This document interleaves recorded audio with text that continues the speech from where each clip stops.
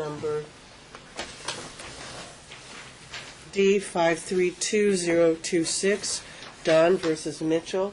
Counsel, please state your names and bar numbers for the record. Anita Webster on behalf of the plaintiff. Plaintiff also present, Your Honor, bar number 1221. Ryan Steinberg, bar number 5787 for the plaintiff who's present. Defendant who's present. And have you and Ms. Webster had a discussion? We have not, Your Honor. What? No, we have not. Why? What department again? Well, they did try mediation for purposes of trying to get the makeup days that the 6 days that were taken away from him. But as far as this motion to reopen the custody decree, we did not have discussions about that, Your Honor. You didn't discuss it. All right, well, let me give you the name of a case. It was my case. In fact, at one point, Ms. Webster, as I recall, was the attorney representing one of the parties. Oh, yes. The name of the case is Grisham versus Grisham. That was a case very early on in my judicial career. And one thing I did in that case that I have uniformly done is when parties reach an agreement, even though it was really tough and they didn't get their wish list and all that kind of stuff, I make sure they're under oath. Are you entering into this voluntarily? Has anybody made any promises or threats to cause you to consent to this? Are you under the influence of any substance which would affect your ability to consent to this? Why do I do that? Because I want to make sure that when somebody enters into an agreement, they can come back and say, oh, I didn't mean it. I make them answer those questions. I did that in the Grisham case. And for that very reason, as you may recall, I was affirmed. Even though I had a case where Ms. Webster's then former client was not thrilled with what he had agreed to do. And he took it up on appeal. And I have done that. Now, in this case, I specifically recall, I did my Grisham questions. And your client answered in the affirmative, well, actually in the negative, are you under the influence, to each one of them. We're not going back. If she has buyer's remorse 6 months later, I'm not going backwards, so that part of your motion is going to be denied. Okay. Now, as to the make-up visitation, I'm strongly inclined toward that. I mean, I'm this close to considering issuing an order to show cause. What's sad about this is the parties actually went to the cooperative parenting class. They both did. Here's my problem with the cooperative parenting class, and I say this with a lot of respect. I think it's a wonderful program, but it is a class. A lot of people don't get much out of a class. They show up, they put in an appearance, they play on their cell phones while somebody's talking, and they really don't necessarily incorporate what they're listening to. I think most attorneys know how that works with CLE.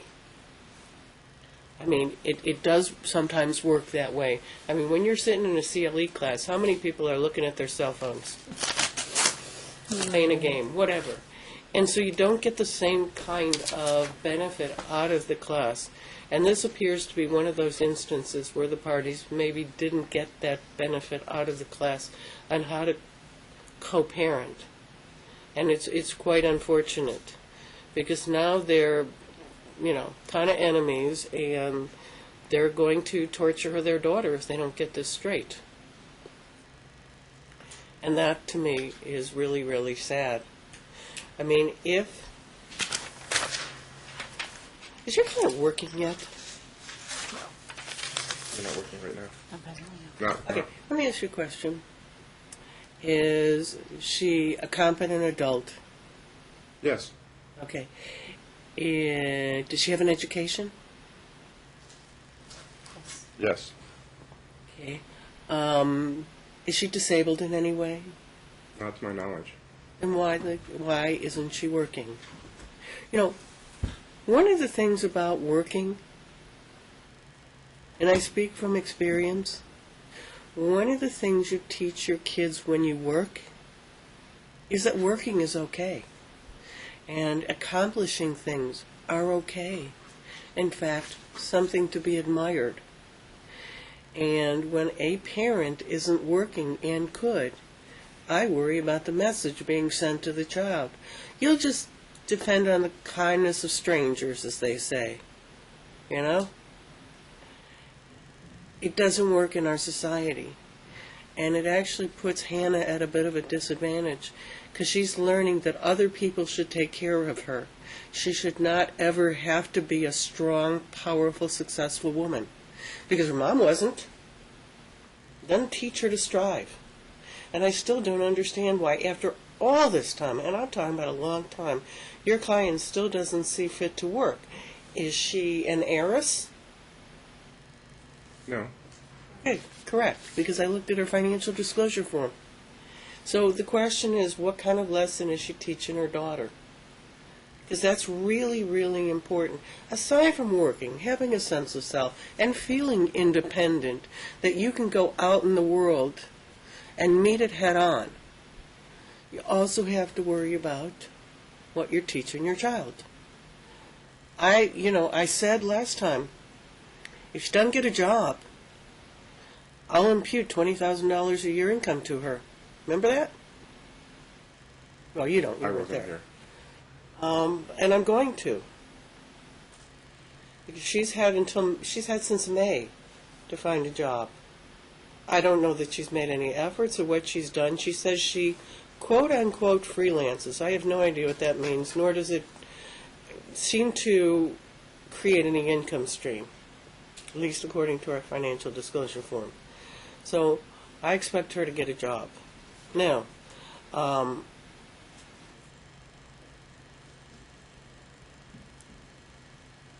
I am questioning whether or not I should hold her in contempt for withholding the child. There seems to be something that happens sometimes, more often with little girls than with little boys, because when a little girl gets what we fondly refer to as diaper rash or something, oftentimes a parent is assuming the worst and not having the proper discussion with the other parent. What can we together do? That's why I sent them to cooperative parenting. They got nothing out of it. It's a shame. They wasted $300 apiece, which for your client is a lot of money, since she has no money, according to her. Why don't you go have a chat before I issue an order to show cause and set a show cause hearing, and consider make-up time. I'd be happy to do that. None of the other problems mean anything to this court.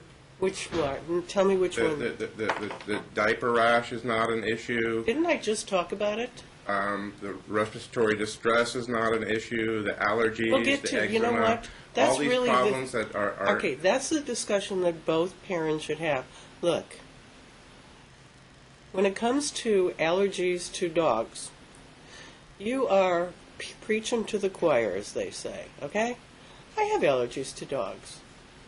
And I do think that it's irresponsible for a parent to expose a child to animals unnecessarily. Sometimes it can't be avoided, but sometimes it can.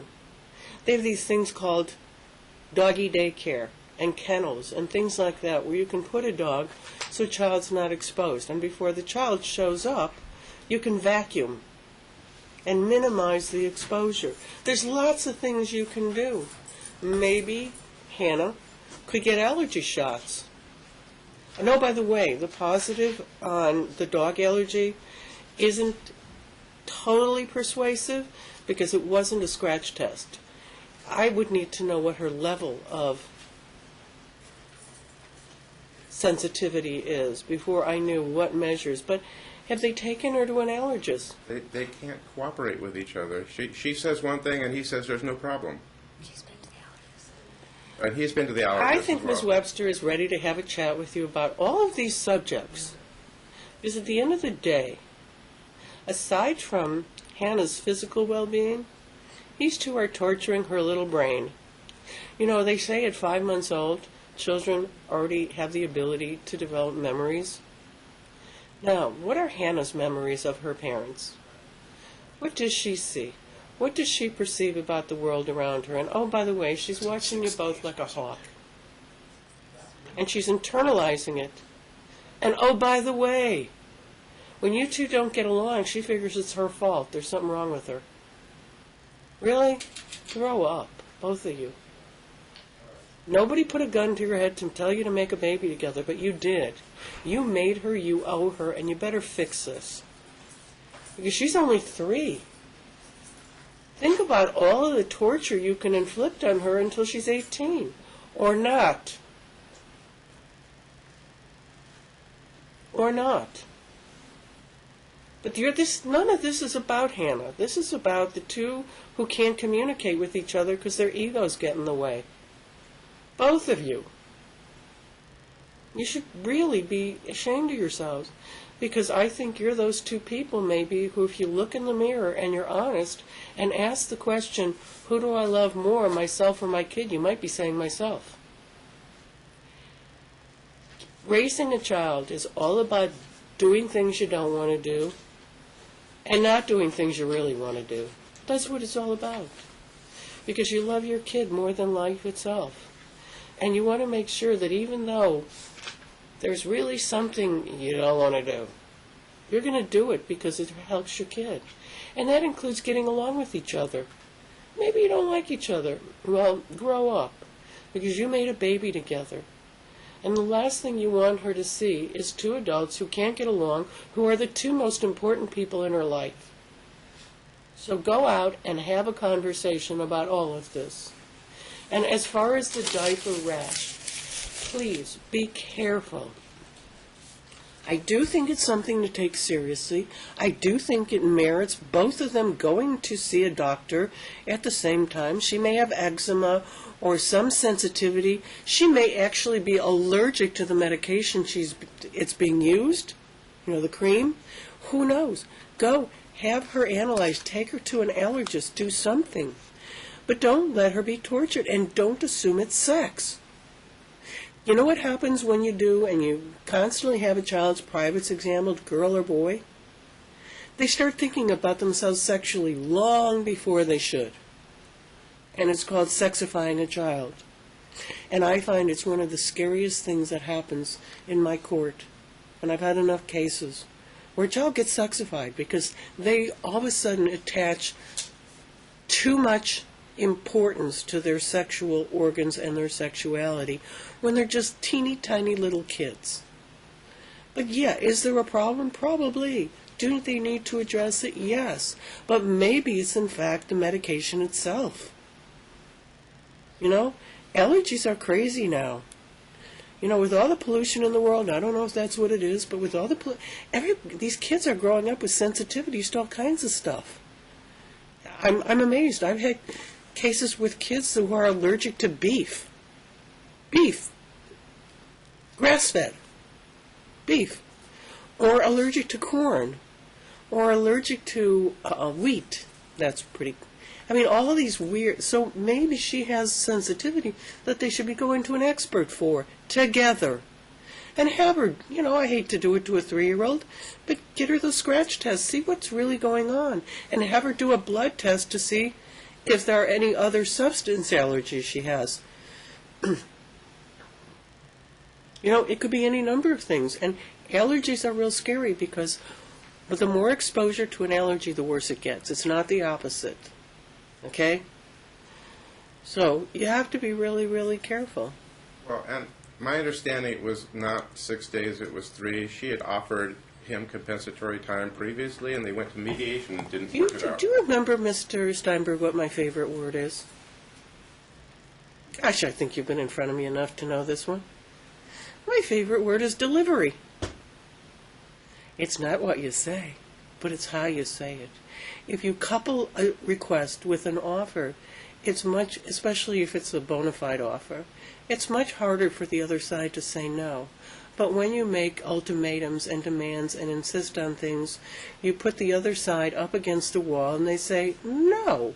Instead of doing what adult parents would do and say, okay, well, let me see, let's tweak our schedule. So, okay, you get to do this, but then I'll get this extra time with our daughter. Oh, heaven forbid. They did not listen at the cooperative parenting class because that's one of the first things they teach you, how to negotiate. And it's not something that people are born to know. I was a negotiator for many years before I became a judge. It is a skill that develops over time. But if you don't have the basic tools to learn how to negotiate, you can't successfully negotiate. And these two still perceive each other as the enemy. And that's all to Hannah's prejudice. So go outside and figure this out.